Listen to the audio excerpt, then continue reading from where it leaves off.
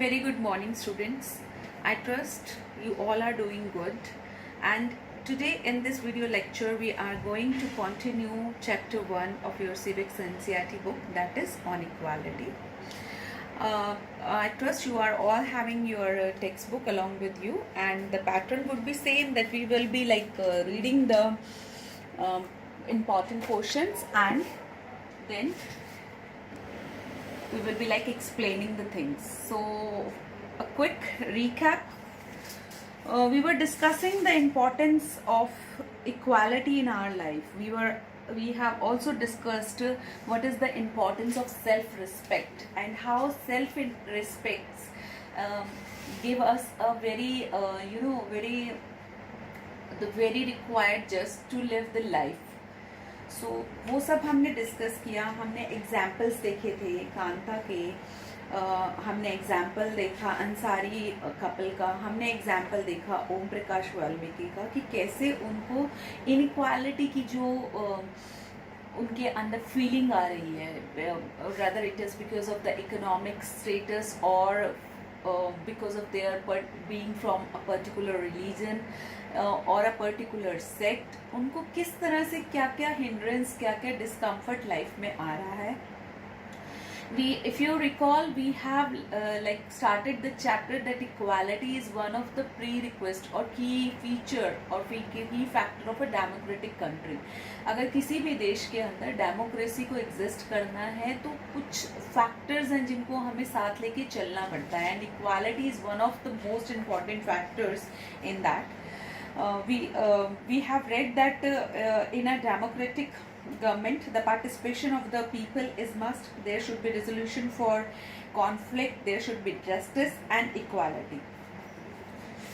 So what we are now going to do in this particular video is that how the Constitution of India is supporting, or what the Constitution of India is doing for equality. As we know that the Constitution guarantee equality for all citizens, and I am reading page number 9, last paragraph. The Indian Constitution recognizes every person as equal. This means that every individual in the country, including male and female, persons from all castes, religions, tribes, educational and economic backgrounds are recognized as equal. Constitution इस बात पर भेदभाव नहीं करता कि आप लड़का हैं या लड़की हैं, आप हिंदू हैं या सिख हैं, आप पढ़े लिखे हैं अनपढ़ हैं. No, there is no discrimination. आप जनजाति मतलब कौन सी जाति को बिलोंग करते हैं, आपका धर्म क्या है, everybody is equal. This is not to say that inequality ceases to exist. लेकिन लास्ट टाइम भी हमने पढ़ा, ऑल्दो कॉन्स्टिट्यूशन जब से बना है तब से वो गारंटी कर रहा है कि एवरीबडी इज इक्वल और किसी को भी डिस्क्रिमिनेट नहीं किया जाएगा. But as I said earlier also that there is a huge difference between the preaching and the doing. The ground reality is somewhat different. And हमारा टारगेट क्या है? हमारा टारगेट है कि ये जो ग्राउंड रियलिटी है इसको इस तरह से बनाना कि वो हमारे जो कॉन्स्टिट्यूशन गारंटी कर रहा है इक्वालिटी, उसको हम इम्प्लीमेंट कर सकें. और वो कैसे होगा? वो तभी होगा जब हम दूसरे को रिस्पेक्ट करेंगे, जब हम उसकी दूसरे की आइडेंटिटी को रिकॉग्नाइज करेंगे, हम इस बात को मानेंगे कि डिफरेंसेस जो हैं वो होते हैं, लेकिन उसके बावजूद हमें कॉर्डियल कैसे चलना है. And this thing is not applicable for a country, even in our personal life also. To respect any relation and to try to understand the viewpoint of the other person is very very required for any healthy relationship. तो पढ़ाई के साथ साथ अगर हम life skills भी सीखते हैं, ज़िंदगी को जीने का तरीका भी सीखते हैं, तो that is wonderful, you know. तो आपको ये चीज़ समझनी है. आपकी क्लास में फॉर एन एग्जाम्पल, कितना अच्छा एग्जाम्पल होता है ना हमारे पास स्टूडेंट्स का, different sect, different religion, different background, different gender के बच्चे एक साथ पढ़ते हैं और उनके अंदर बहुत रेयर आपको द्वेष या ऐसी कोई भी भावना मिलेगी. वो हर एक्टिविटी में इक्वली पार्टिसिपेट करते हैं. वो मतलब they are I think students या बच्चे जो होते हैं, children are the best example कि कैसे इक्वालिटी फील करते हैं, लेकिन कहीं ना कहीं जाकर जो वो अपने आसपास देखते हैं, दिस फीलिंग ऑफ सुपीरियरिटी और inferior complex seep into their personality which should not be there. तो इंडियन कॉन्स्टिट्यूशन ने बोल दिया, रिकॉग्नाइज कर दिया, लेकिन ग्राउंड रियलिटी अभी भी डिफरेंट है। उसके अंदर अभी भी लोगों से भेदभाव किया जाता है, अभी भी people are like discriminated because of various factors which should not be there. So as human being it is our moral responsibility कि हम अब खुद भी इस बात को समझे, अपनी जनरेशन्स को भी समझाएं, this is what we can do on our end. But how the constitution is guaranteeing this thing, how what the constitution is doing. Constitution, this recognition of equality includes some of the following provisions in the constitution, have given certain provisions through which he is like guaranteeing the equality for all the citizens. Like I have written it out on the board also, and it's there on page number 10 of your textbook, second paragraph. Some of the following provisions in the constitution: first, that every person is equal before the law. Law यानी court of law जो है वो कोई भी कुछ भी dispute है उस पर जब वो निर्णय लेंगे, जब वो उस पर बातचीत करेंगे, डिसीजंस देंगे, तो वो किसी से भी भेदभाव नहीं करेंगे इसलिए कि आप इस पर्टिकुलर जेंडर के हो, यानी कि आप मेल हो, फीमेल हो, या आप बहुत रिच हो या आप बहुत पुअर हो। नो, आप इस धर्म को बिलोंग करते हो, आप उस धर्म को बिलोंग करते हो, इस वजह से नो, कॉन्स्टिट्यूशन जो है every person is equal before law. Whatever is the law of this country for me, that will be applicable to the president of this country also, because कोई differentiation, कोई discrimination constitution ने law के हिसाब से नहीं रखा है, हम सब बराबर हैं। So what privileges, what constraints I have, similar the Prime Minister or President of this country is having. If you come to the second point, it says that no person can be discriminated against on the basis of their religion, caste, race, place or birth, or whether they are male or female. This I have discussed कि किसी को भी किसी भी कारण से भेदभाव नहीं किया जाएगा। Third, every person has access to all public places including playgrounds, hotels, shops and markets. सबके लिए खुले हैं, सबके लिए यूज कर सकते हैं, आप नहीं कह सकते like this kind of, if I bring history into this ना, this kind of discrimination we Indians have faced in our own country by the Britishers, you know, they put on the boards like dogs and Indians are not allowed in this particular place. So this was the height of discrimination, this was the height of exploitation. वो क्या कर देते थे कि particular places होती थी जहाँ पर इंडियंस को नहीं जाना, और वो क्या कोर्ट क्या होती थी कि dogs and Indians are not allowed.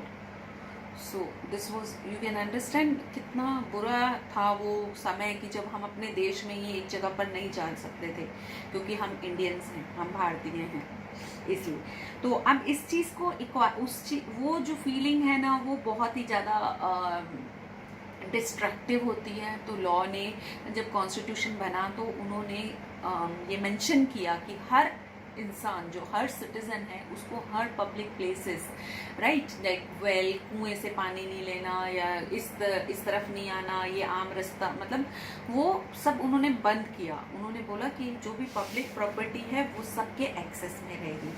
Fourth, untouchability has been abolished. Untouchability एक बहुत ही बुरा इविल था हमारी सोसाइटी का. अनटचेबिलिटी मतलब आप छूने से ही किसी के आप ऐसा विचारा जाता था कि हम अपवित्र हो गए, इन लोगों को छूना नहीं है, अगर इनको छू दिया तो हम जो है वो हमारा धर्म भ्रष्ट हो जाएगा. कुछ इस तरह के बिलीव्स भी हमारी सोसाइटी के अंदर रहे हैं जिसकी वजह से जिन लोगों के साथ ऐसा किया जाता था उन्होंने बहुत बहुत हार्डशिप्स देखी हैं. ओम प्रकाश वाल्मीकि जी का जो एग्जाम्पल है इसमें वो हमारे लिए बहुत ही अवेकनिंग टाइप ऑफ थिंग है कि क्या what is the feelings which a person which is getting this kind of treatment from the society undergoes with. So untouchability को बिल्कुल अबॉलिश कर दिया गया. दलित शब्द को भी हम लोग नहीं इतना यूज करते। गांधी जी ने उनके लिए हरिजन, उनको बोला हरि का जन यानी भगवान कृष्ण के प्रिय, ऐसा नाम दिया उनको इक्वालिटी लाने के लिए। तो अनटचेबिलिटी इंडिया से बिल्कुल अबॉलिश्ड है। आप किसी को भी ऐसा नहीं कह सकते, आप किसी को भी ये फील नहीं करा सकते कि उनको छूने से आप पवित्र हो गए हैं, राइट। तो ये तो कॉन्स्टिट्यूशन ने प्रोविजंस रखे, लेकिन अब उन प्रोविजंस को मैंने बोला ना, सिर्फ बुक में लिखना या लॉ बनाना is not sufficient, you we have to implement it. As a citizens how we can implement this, हम अपने एंड पे अपनी बुद्धि में ये डालें, अपने मन में ये प्रण करें कि हम किसी को डिस्क्रिमिनेट नहीं करेंगे, हम किसी के साथ ऐसा व्यवहार नहीं करेंगे जिससे कि उसकी जो सेल्फ रिस्पेक्ट हो वो हर्ट हो। But the constitution has laid down the rules, but how the constitution is making sure that these provisions or rules are followed by its citizens? For that government has like taken few steps. The two ways, last paragraph of your book, page number 10, the two ways in which the government has tried to implement the equality that is guaranteed in the constitution is first through laws and second through government programs or schemes to help disadvantaged communities. अब क्या है, एक तो law बना दिया गया, law मतलब कानून बन गया कि अगर आपने इसको इस रूल को ब्रेक किया then you will get punishment in this form. तो लोगों को एक डर रहता है, एक रिस्ट्रिक्शन रहती है पनिशमेंट की वजह से, तो वो अबेड करते हैं जो भी लॉ बने हैं उनको। Secondly government has like introduced certain schemes जिसकी वजह से जो अंडर प्रिविलेज लोग हैं उनको ग्रो करने का, उनको अपनी वो जो एक परिस्थितियां हैं उनसे लड़ने का और आगे बढ़ने का मौका मिल सके, राइट। और इसके अंदर अगर आप example when you thoroughly read this book तो एक ऐसी ही स्कीम के बारे में डिस्कस किया गया है। I am reading it out and I will explain it along with that. One of the steps taken by the government includes the mid day meal scheme. 1 mark के भी बहुत क्वेश्चन इसमें से आते हैं, please focus on this particular paragraph. This refer to the program introduced in all government elementary school to provide children with cooked lunch. Tamil Nadu was the first state in India to introduce this scheme, and in 2001 the Supreme Court asked all state governments to begin this program in their school within 6 months. Midday meal plan किसको target किया गया, specially ऐसे तबके को, ऐसे sect को society के target किया गया था जहां पर बच्चों को खाना जो था उनको 2 टाइम का मतलब 3 मील्स अ डे भी नहीं मिल पा रहा था।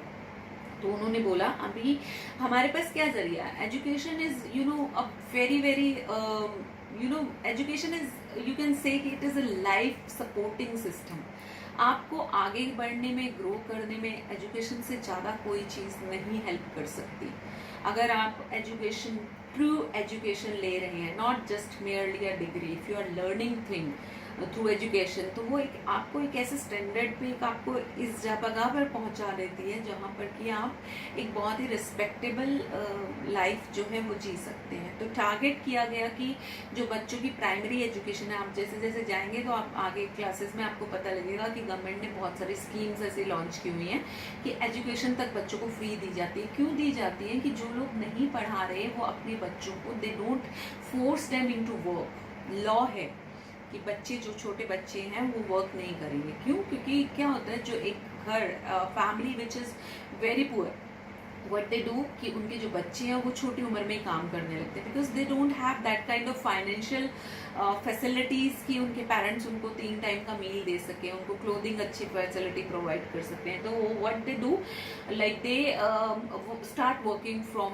Very young age just to stop this thing so that they can get education and they really grow in true sense. What the government has done, like बहुत सारी schemes ऐसी हैं जिसके अंदर उनको एजुकेशन फ्री दिया जाता है सो that they can come without having any restrain on their families. और साथ में ये मिड डे मील से तो बहुत ही अच्छा हो गया क्योंकि गवर्नमेंट ने एजुकेशन फ्री की, फिर भी क्या था, लोगों के पास खाना, उन बच्चों को अगर खाना नहीं मिल रहा था तो स्कूल में क्यों आए। तो this is a type of incentive you can say कि आप स्कूल में आएंगे, आपको फूड मिलेगा, तो what else the parents want कि उनके बच्चे को खाना भी मिल रहा है और साथ में एजुकेशन भी मिल रही है, तो उस बच्चे को स्कूल ही भेजेंगे ना, rather than sending him to do some work.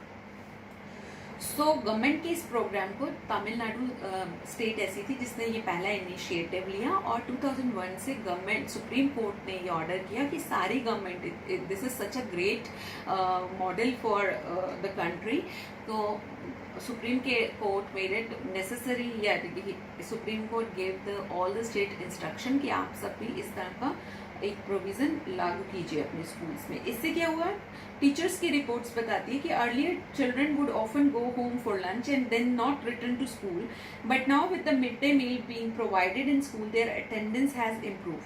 Their mothers who earlier had to interrupt their work to feed their children at home during the day now no longer need to do so.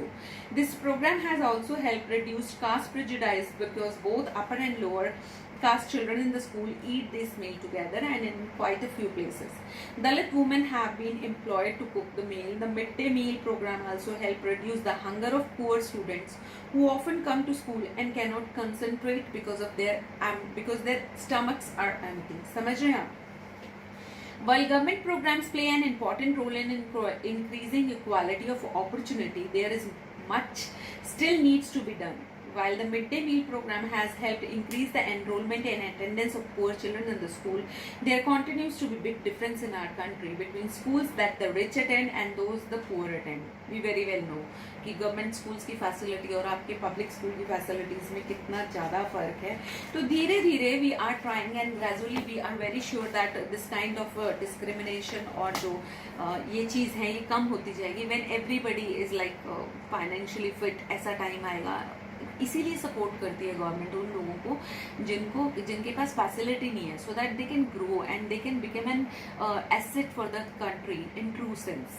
If they become like tax payer, अगर उनका living standard अच्छा होगा, उनकी health अच्छी होगी, तो obviously country की जो ग्रोथ है वो होगी। Okay,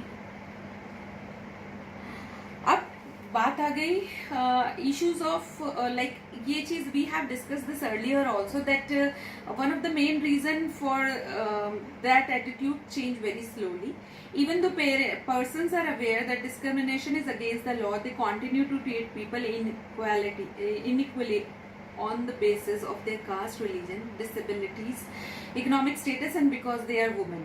It is only when people begin to believe that no one is inferior and that every person deserves to be treated with dignity that present attitude can change. जैसा कि मैंने आपको बोला, as a human being it is our moral responsibility कि हम imbibe करें खुद में भी और अपनी कमिंग जनरेशन में भी कि किसी भी इंसान की डिग्निटी को हर्ट करने का हमें कोई हक नहीं है। सबको रिस्पेक्ट करना हमारे लिए भी अच्छा है। This is also included in soft skills. You know, soft skills भी एक बहुत ऐसा ज़रूरी चीज़ है हमारी लाइफ को हार्मोनियस बनाने के लिए। ये तो बात हमारी कंट्री की है। आपकी बुक के अंदर एक चैप्टर है, is there any issue of inequality in other democracies also? So here we are having an example of United States and I am going to read it out and you have to learn like ये कहाँ से शुरू हुआ, कौन सा act इस पे पास किया गया। This is important in this particular paragraph, so come on let's read it out. You are probably wondering whether India is the only democratic country in which there is inequality and where the struggle for equality continues to exist. The truth is that in many democratic countries around the world, the issue of equality continues to be key issue around which communities struggle. And ये चीज़ तो recently अगर आप news देखते हैं तो recently भी आप देख सकते हैं कि कितना प्रोटेस्ट हुआ। एक ब्लैक का जो इशू आया है यूनाइटेड स्टेट में। I would like to know how many of you are aware about this particular instance which happened in United State in recent past. आप मुझे बताएंगे। दिस इज़ अ लाइक जब हमारा लाइव सेशन होगा तो I want all of you to know, we will discuss about this topic कि अभी recently अगर हम इनइक्वालिटी की बात करें तो क्या हैपनिंग हुई है अमेरिका में और उसके क्या इम्पैक्ट्स रहे हैं उस कंट्री के ऊपर। तो यहाँ हम बात करते हैं कि यूनाइटेड स्टेट्स में बहुत ही पार्शलिटी होती थी। जो अफ्रीकन अमेरिकन्स हैं क्या थे ये अफ्रीकन अमेरिकन? क्या था, जब कॉलोनाइजेशन था तो अफ्रीका से लोगों को खरीद के लाया जाता था, गुलाम बना के लाया जाता था। लेकिन जब ये चीज़ स्लेवरी जो है वो एबॉलिश हो गई, उसके बाद क्या हुआ, वो लोग वहाँ की सिटीजनशिप आ गई और वो अपना जीवन वहाँ पर जीना उन्होंने शुरू कर दिया, not as a slave but as a citizens. But लोगों के माइंड से नहीं गया, वो उनको बुरी तरह ही ट्रीट करते रहे, इनइक्वालिटी बहुत बार सरफेस होती रही। और ये मूवमेंट जो थी 1950s में इक्वल राइट्स के लिए बहुत पुश की गई, और उससे पहले जितने भी अफ्रीकन अमेरिकन थे उनको एक्सट्रीमली अनइक्वली ट्रीट किया जाता था, और उनको लॉ में भी इक्वालिटी नहीं मिली गई थी। लाइक अगर मैं एग्जांपल दूं, अगर आप बस में ट्रेवल कर रहे हो, आप ब्लैक हो, तो आप या तो बस की बैक पे बैठोगे, और यहाँ पे कोई भी वाइट आता था तो आप उसको वो अपनी सीट ऑफर करोगे, बिकॉज आप किसी वाइट के सामने नहीं बस में बैठ सकते, ऐसा था। एक लेडी थी रोज़ा पार्क, जो कि एक अफ्रीकन अमेरिकन वुमन थी। वो अपना बहुत काम करके एक दिन थकी हारी अपने घर जा रही थी, और एक वाइट मैन आया। This is an incident which happen on 1 दिसंबर 1955। और एज द रूल गोज कि वो ब्लैक थी तो उसको अपनी सीट ऑफर करनी थी उस वाइट को, बट शी डिनाइड, उसने डिनाई किया, और इसकी वजह से एक बहुत ही जो था विद्रोह टाइप सा चल गया। वो बात इतनी बढ़ गई कि वो विद्रोह हो गया, उसका बहुत ही ज़्यादा विद्रोह किया गया, प्रोटेस्ट किया गया, और लोगों के मन में जो आक्रोश था वो निकल के आया। और इसी से मूवमेंट जो स्टार्ट हुआ, सिविल राइट मूवमेंट्स। उसके बाद एक the civil right act of 1964 pass किया गया, which prohibited discrimination on the basis of race, religion और national origin. It all started that all schools would be open to African American children, and that they would no longer have to attend separate schools specially set up for them. तो इस तरह से जो था वहाँ पर भी इस प्रोटेस्ट के थ्रू और इस एक्ट के पास होने के बाद जो था लॉ आ गया, और लॉ ने फोर्स करने की कोशिश की. अब now the last paragraph on the page number 14, challenge of democracy. No country can be described as being complete democratic. Complete democracy नहीं है, कहीं ना कहीं हमारा जो सिस्टम है उसमें बहुत सारे लूप होल्स हैं, जिसकी वजह से जो कंप्लीट डेमोक्रेसी जो है हम नहीं क्लेम कर सकते कि yes this country is a complete democracy. There are always communities and individuals trying to expand the idea of democracy and push for a greater recognition of equality existing as well as new issues. Central to this is the struggle for the recognition of all persons are equal and for dignity to be maintained. In this book you will read about how this issue of equality affect various aspects of our daily life in democratic India. लेकिन अभी for now this chapter में इतना ही था, और आपको इस page के ऊपर आर्टिकल 15 में जैसा लिखा गया है वो भी आपको बताया गया. हमने इसको क्वेश्चन के आंसर के उसमें भी किया. I will be providing answer for the next two questions of your text book, and you are suppose to do that in your fair notebooks and submit it by evening, and be prepared. If you have any doubt, we will be discussing all the doubts regarding this chapter in our live session, which is going to be held today around, I think we will check the schedule, but your live session regarding this chapter will be around 11 or something. So all the best, and good reading to the NCERT book. Bye bye for now.